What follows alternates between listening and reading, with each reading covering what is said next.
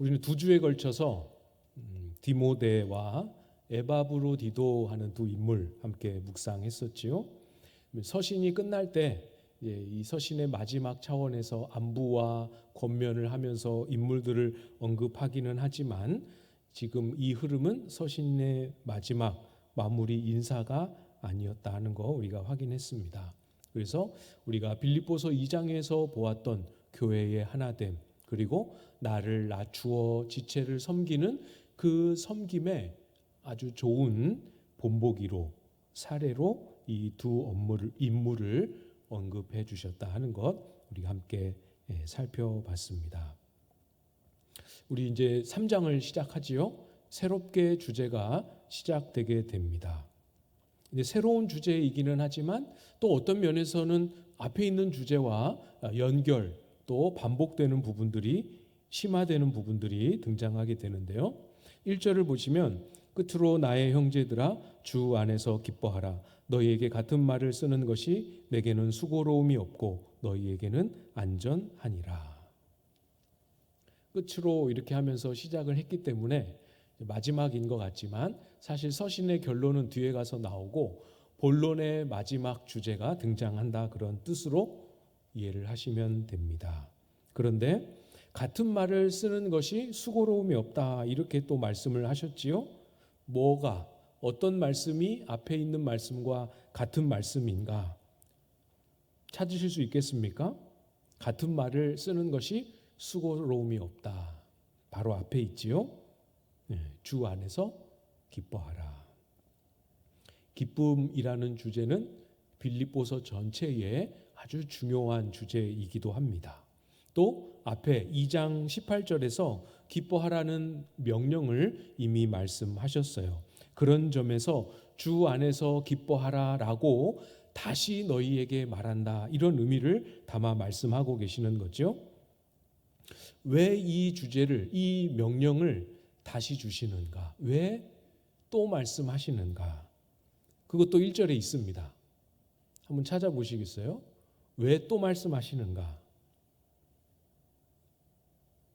이 성경 공부 시간이면 한번 대답 좀 해보시죠 하면서 좀 편안하게 재밌게 할 텐데 마음속으로 한번 대답해 보십시오. 찾으신 분들은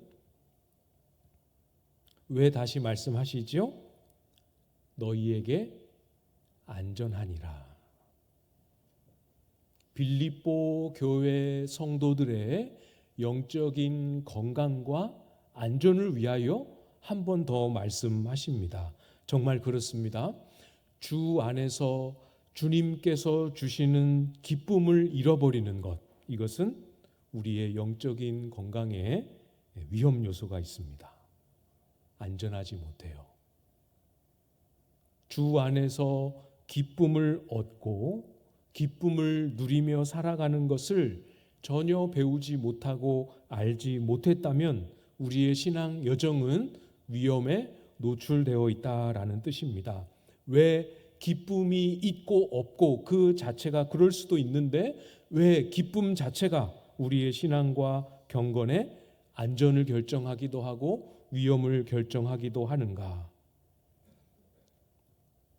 성경이 말씀하는 이 기쁨이 그냥 우리가 즐거운 감정을 말씀하는 게 아니라 주 안에 있는 기쁨이기 때문에 그렇습니다.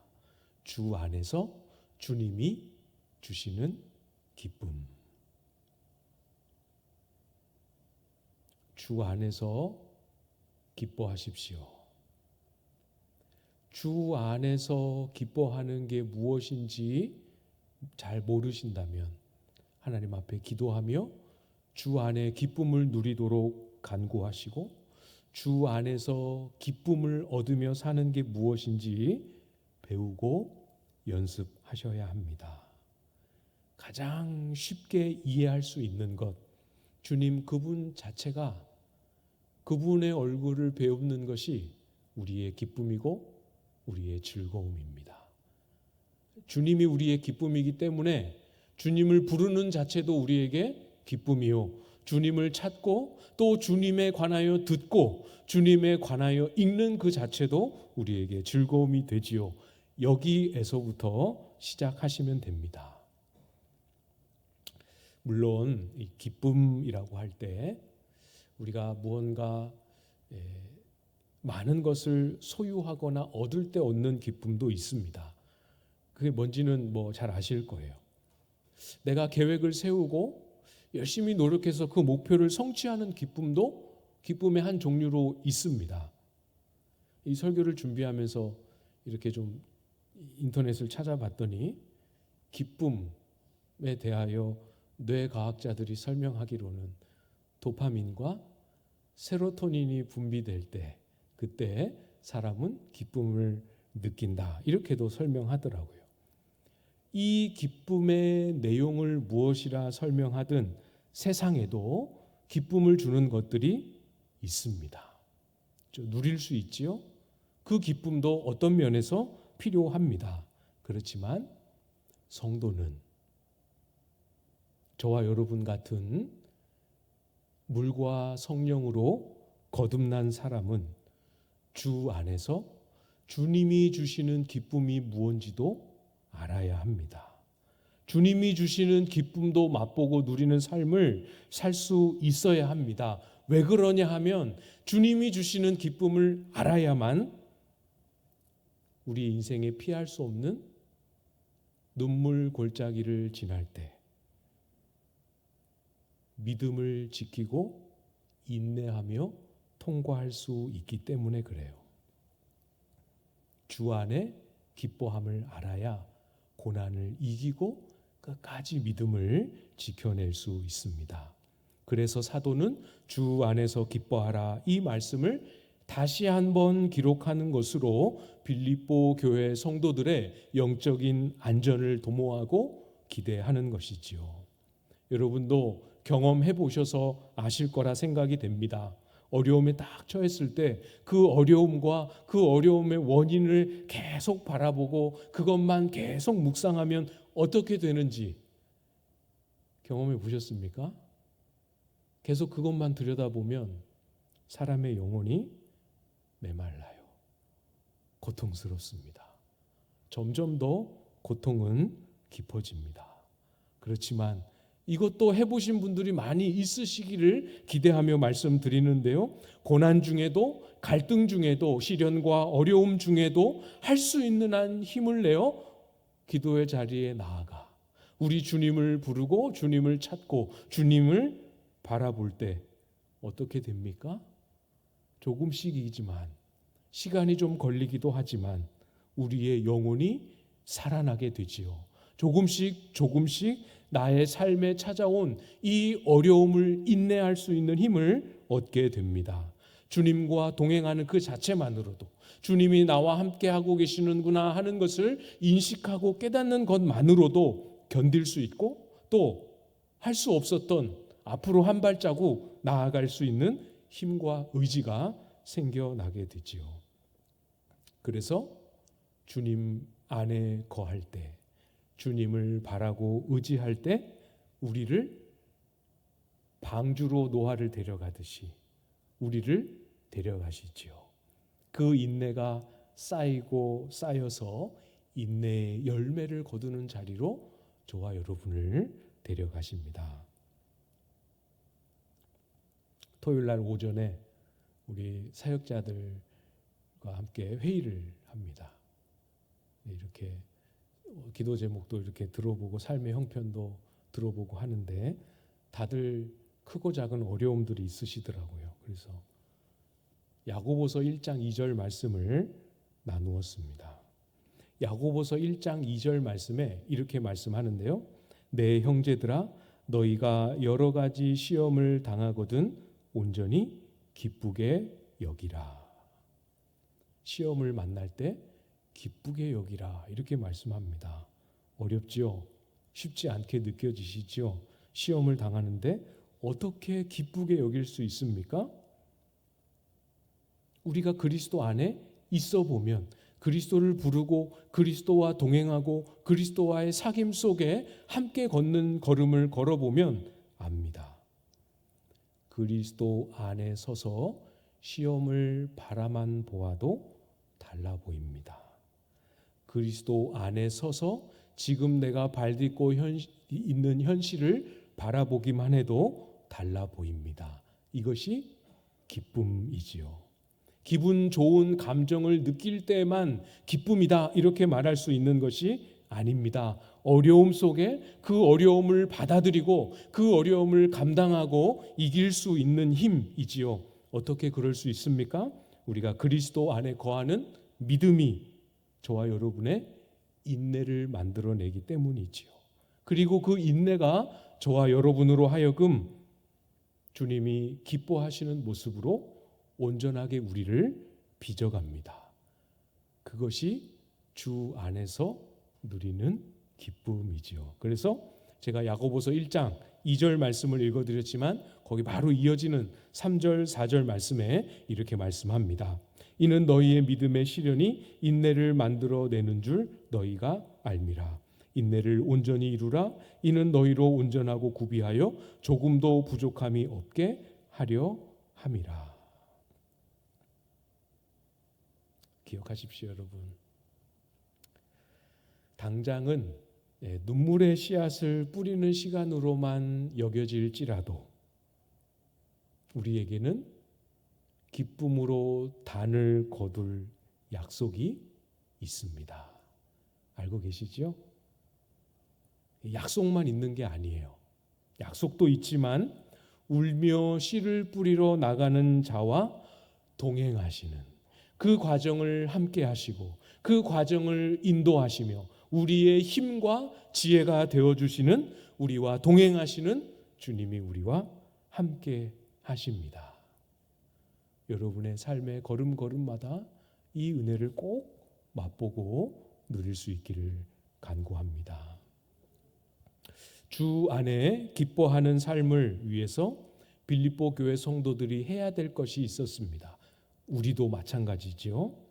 무엇이 기쁨이고 무엇이 기쁨 아닌 모조품인지를 잘 분별해야 되지요. 그것이 2절에 있는데요. 2절 말씀을 보시면 개들을 삼가고 행악하는 자들을 삼가고 몸을 상해하는 일을 삼가라. 삼가라 하는 이 표현을 3번 반복합니다. 원문도 똑같이 3번 등장합니다. 근데 원문의 단어는 다른 본문에서는 보다, 눈으로 보는 거 있잖아요. 보다 하는 단어로 번역되는 뜻이에요. 그러니까 삼가라라고 할 때 의도는, 본문의 의도는 주의를 잘 기울여서 살펴보고 이것이 무엇인지를 분별하라, 그런 뜻입니다. 언뜻 보기에는 똑같아 보여도 잘 들여다보면 진짜가 있고 잘 들여다보면 진짜와 너무 똑같아 보이지만 가짜, 모조품이 있는 경우가 많이 있지 않습니까? 신앙도 똑같습니다. 정말 신앙 같은데, 복음 같은데, 주 안에 있는 기쁨 같은데 잘 들여다보면 아닌 경우들이 있습니다. 빌립보 교회 성도들이 그런 상황에 처해 있었지요. 가짜 복음이 있었습니다. 복음 같은데 가만히 들어보면 그 길로 가면 절대로 예수님을 만날 수 없는 다른 길을 보여주는 사람들이 있었습니다. 그게 누구죠? 우리가 주일 오후에 갈라디아서 볼 때 같이 봤었지요. 거짓 교사들 또는 유대주의자들, 이렇게도 부를 수 있습니다. 이런 사람들의 실상을 잘 들여다보고 분별해서 그리스도 안에 있는 기쁨을 얻지 못하는 길로 들어서지 말라 말씀하고 있지요. 3가지 표현이지만 삼가해야 될 대상으로 3가지를 말씀하시지만 이 3가지 모두 다 유대주의 거짓 교사들의 실상을 지적하는 말씀입니다. 개들, 행악하는 자들, 몸을 상해하는 일, 이 3가지죠. 유대주의자들의 주장이, 그 행동이 보기에는 그럴듯해 보입니다. 있어 보입니다. 경건해 보이고 기뻐 보이기도 합니다. 그래도 속지 말라 말씀합니다. 그들의 가르침 속에 이방인들은 한 번도 경험해 보지 못했던 유대의 절기와 유대 정결 예식과 이런 율법을 지킬 때 그 속에 뭔가 경건한 힘이 있을 것 같고 정말 그 행위를 반복하면 뭔가 내가 새로워질 것 같은 그런 느낌이 들지만 그 안에 기쁨이 있을 것 같지만 속지 말아야 합니다. 주님이 주시는 기쁨은 어떻게만 얻을 수 있다고요? 주님으로만, 주님 안에서만 얻을 수 있습니다. 주님이 주시는 기쁨, 저는 삶에 다른 기쁨들이 너무 많아서 그런 기쁨은 없어도 괜찮습니다. 필요 없습니다.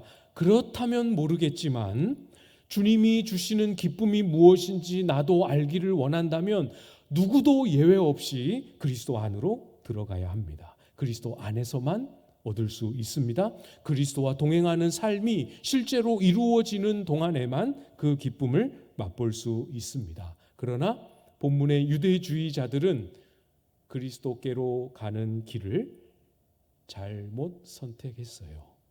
그리로는 갈 수 없습니다. 율법의 행위를 의지하는 일, 여기에 아무리 조금이라도 거기에다 소망과 기대를 걸고 있으면 하나님을 믿는 믿음으로 말미암는 의롭다함을 얻지 못합니다. 당연히 그렇겠죠? 그러면 유대주의자들은 자기 율법의 행위를 의지하면 의지할수록 필연적으로 맞닥뜨리는 현실이 무엇입니까? 그들이 그토록 부정하다 여기는, 개처럼 경멸하게 여기는 이방인들이 가지는 부정함에 그대로 노출됩니다. 그래서 개들이라는 표현을 사용하고 있는 거죠. 단순히 감정적인 표현을 쓰는 것이 아닙니다. 유대인들이 개처럼 여기며 부정하다 말하는 이교도들과 이방인의 부정함이 그 실체가 지금 어디에 있는지 똑똑히 보라, 그렇게 말씀하고 있습니다. 우리가 갈라디아서 말씀 나눌 때도 보지 않았습니까? 율법의 행위로 의롭다함을 얻을 육체가 없습니다. 유대인들이 이교도들과 이방인들을 바라보며 부정한 자라, 행악하는 자라 그렇게 정죄했지만 사실 예수 그리스도를 믿고 의지하지 않으면 율법의 행위를 의지하는 자들도 똑같이 행악하는 자에서, 행악한 자리에서 벗어날 수 없지요. 그런 사람들이 모양으로 외적으로 할례만 받는다 한들 무슨 소용이 있겠습니까? 아무 소용이 없지요. 그래서 그건 할례라고 부를 수도 없다, 그런 의미로 몸을 상해하는 일, 이렇게 표현했습니다. 이거 다 잘 보고 주의해서 분별하라 말씀하고 있지요. 오늘날의 교회 안에도 똑같습니다. 주 안에서 기뻐하는 일, 주님이 주시는, 주님만 주실 수 있는 기쁨, 그 외에 다른 것에 손을 대고 싶은 유혹이 교회 안에 정말 많지요. 혹시 여러분 마음에 그렇지, 나에게도 주님이 주시는 기쁨 말고 이런 기쁨과 즐거움이 참 많이 나에게 유혹이 된다, 떠오르는 것들이 있으십니까? 다른 일, 다른 즐거움, 다른 만족, 여기에 마음을 빼앗기지 말고 신실하게 내가 할 수 있는 일, 하나님이 나에게 기대하시는 일, 이거 한 가지다 하는 마음으로 그리스도 안에 거하십시오. 이미 하고 계시죠? 굉장히 많이 말씀드렸는데, 그리스도 안에 머물고 그리스도와 동행하기를 계속해서 여러분의 삶에 반복하고 시도하고 실천하고 계시죠? 규칙적으로 정한 시간에 그때마다 그 장소가 어디이든 주님 앞으로 나아가 엎드려 주님을 부르고 주님 앞에 나아가고 계시지요? 그거 하셔야 됩니다. 그거 꼭 하셔야 됩니다. 해보시고 안 되면 저한테 따지러 오셔야죠. 목사님 하라고 그래서 했는데 왜 안 되죠? 왜 예수님의 주시는 기쁨이 없고 왜 주님과 동행하는 그 느낌이, 그 삶의 열매가 저한테는 없습니까? 따지러 오고 싶을 만큼 신실하게 주님과 동행하는 삶을 실천해 보십시오. 반대로 훨씬 더 즐겁고 훨씬 더 빠르게 나에게 만족을 줄 수 있는 수많은 다른 것들 주의를 기울여 살피고 삼가하십시오. 주님 안에서 나를 발견하고 내 인생에 이제까지 없었던 주님과의 만남과 동행이 이루어지려면 절제가 필요합니다. 대가를 내놓아야 합니다. 뭐가 될지는 모르지만 사람마다 다를 수 있지만 일정한 정도로 포기하는 것들도 있어야 합니다. 물론 삼가고 내려놓고 포기해야 하는 것만 있는 건 아니지요. 3절 말씀입니다. 3절 말씀 여러분이 한번 읽어주시겠습니다. 3절 시작.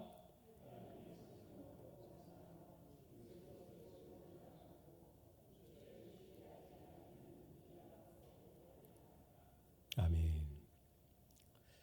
이제 좀 아시는 것 같아요. 여러분이 읽어주세요 하면 우리 목사님이 물 마시고 싶으시구나. 그래서 더 크게 읽어주시는 것 같아요. 감사합니다. 3절에 맨 마지막 부분을 먼저 보십시오. 우리가 곧 할례파라. 놀랍지 않습니까? 그렇게 할례를 경계하고 복음과 할례의 상충됨을 강조하면서 선포했던 바울 사도가 우리가 할례파다 이렇게 말씀합니다.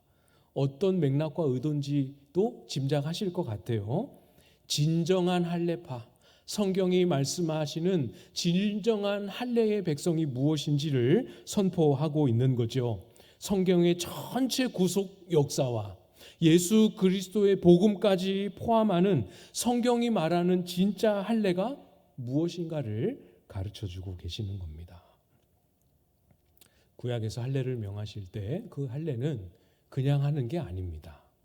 할례는 언약을 맺은, 하나님과 언약을 맺은 언약 백성됨의 표시요 표징이었습니다. 할례 자체에 어떤 특별한 힘이 있는 게 아닙니다. 이미 할례 받기 전에 이미 하나님의 언약 백성으로 부르심이 있고 하나님의 언약 백성으로 체결 언약이 맺어지고 인침이 다 주어집니다. 그러니까 할례파에 담겨 있는 진정한 정체성은 어디에 있는 겁니까? 할례의 행위 자체에 있는 게 아니고 우리가 하나님과 언약 맺은 하나님의 언약 백성이다 하는데 진짜 의미와 정체성이 있는 거예요. 그래서 할례는 마음의 할지니 이렇게도 말씀하시지 않았습니까? 그러면 이 전체를 다 포함해서 신약의 시대를 살고 있는 성도들에게, 신약을 살고 있는 사람들에게 할례파 이렇게 불렀을 때 누구를 의미하는 거겠습니까? 어떤 사람이 언약 백성이라 일컬음을 받을 수 있겠습니까? 그리스도 안에 거듭난 하나님의 자녀들이지요. 오늘 3절의 표현대로 하자면 하나님의 성령으로 봉사하는 자들입니다. 또 그 뒤에 나오는 표현으로 하면 예수로 자랑하고 육체를 신뢰하지 않는 사람들이지요. 진짜 언약 백성, 진짜 신약의 언약 백성, 주 안에서 기뻐하는 것이 무엇인지를 아는 사람은, 그 기쁨을 아는 사람은 절대로 육체를 따르지 않습니다. 육체를 신뢰하지 않습니다. 육체의 어떠함을 자랑하지 않습니다. 오직 성령을 따라 성령 안에서 예배하고 성령 안에서 섬깁니다. 율법의 행위를 의지하는 데 힘을 쓰지 않습니다. 성령의 인도하심을 따라 성령께 힘을 얻어서 교회와 영혼과 지체들을 돌보고 섬기는 일에 힘을 쏟습니다. 지난주 주일 오후에 우리가 보았지요. 우리를 하나님의 아들 삼으시고 우리 속에, 우리의 마음에 아들의 영을 보내셨습니다. 성령을 일컬어 아들의 영이라 부르셨습니다. 그러니까 하나님의 성령으로 봉사한다라는 말은 곧 성령께서 우리 속에서 예수 그리스도를 증거하시고 성령께서 우리 속에 예수 그리스도를 나타내시고 예수 그리스도를 깨닫게 하시고 예수 그리스도와 동행하게 하시지요. 그러니까 우리는 신약의 언약 백성은 진정한 할례파는 예수님을 성령 안에서 만남으로 우리의 삶에 예수 그리스도를 기뻐하고 예수 그리스도를 자랑할 수밖에 없는 것 아니겠습니까? 그게 바로 육체를 신뢰하지 않는다, 그런 뜻입니다. 성령께서는 저와 여러분 속에 예수 그리스도를 나타내 주십니다. 우리로 하여금 예수님을 경험하게 하십니다. 빌립보서 2장에서 보았던 것처럼 성령께서는 저와 여러분 속에서 예수 그리스도의 마음을 배우게 하시고 예수 그리스도의 마음이 무엇인지 알고 품고 또 따르게 하십니다. 그리스도 안에서 그리스도와 함께 걷고 그리스도 안에서 그와 함께 기뻐하게 하십니다. 이것이 성령께서 하시는 일이지요. 성령께서 여러분에게 각양의 은사를 많이 부어주시기를 바라지만 성령께서 주시는 특정한 은사를 받지 못했다. 그래서 나는 신앙이 부족하다. 나는 신앙에 콤플렉스가 있다. 이러면서 낙심하거나 주눅들면 안 됩니다. 성령께서 우리에게 은사도 주시지만 그 전에 우리 모두에게 성령께서 처음 찾아오셔서 시작하시고 가장 기쁘시게 하는 일은 저와 여러분 속에 예수 그리스도를 경험하게 하시고 예수 그리스도 안에 있는 자로 우리를 발견하게 하시고 예수 그리스도를 만나게 하시는 일, 이 일입니다. 이것을 사도가 개인적인 언어로 4절 이하에 쭉 기록하고 고백하고 있잖아요. 다음 주에 그 자세한 내용들을 우리가 살펴보겠지만 7절만 한번 보면서 오늘 말씀을 마무리해 보려고 합니다. 7절을 보시면 그러나 무엇이든지 내게 유익하던 것을 내가 그리스도를 위하여 다 해로 여길 뿐더러. 문자적으로 다 버린다라는 의미가 아니라 가치에 있어서 정말 무익하고 정말 해롭고 예수 그리스도를 아는 일에 방해가 되는 것으로 여기고 마음 한켠에 구석으로 다 밀어놓는 것입니다. 그리고 온 마음의 관심과 모든 생각과 모든 에너지를 예수 그리스도를 향하여 나아가는데 집중하는 것이지요.